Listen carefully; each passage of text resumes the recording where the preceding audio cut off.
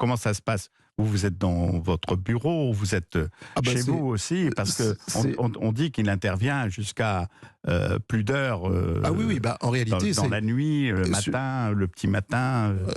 De toute façon, travailler avec Emmanuel Macron, surtout en proximité, c'est apprendre à se caler sur son rythme biologique, même si soi-même, on n'est pas fait exactement de la même eau. Et comment il est fait? Donc, c'est un rythme biologique, si vous voulez, qui en gros le mène à travailler jusqu'à 1h30, 2h du matin, puis à reprendre le collier vers 6h30, 7h.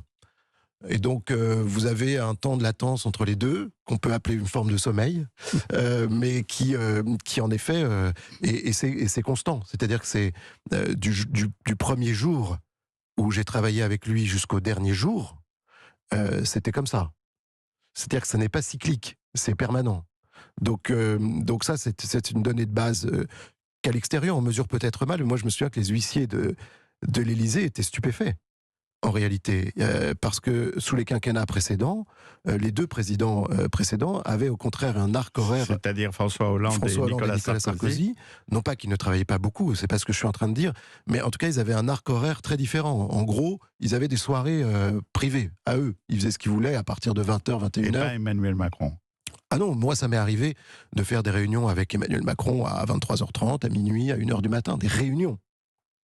Donc si vous voulez, on n'est pas sur le même, et donc la consommation, par exemple, la consommation d'électricité de l'Élysée a beaucoup augmenté sur cette période, parce que les bureaux restaient allumés, les gens restaient au travail, les ordinateurs fonctionnaient, et donc on était sur quelque chose d'un peu hors norme.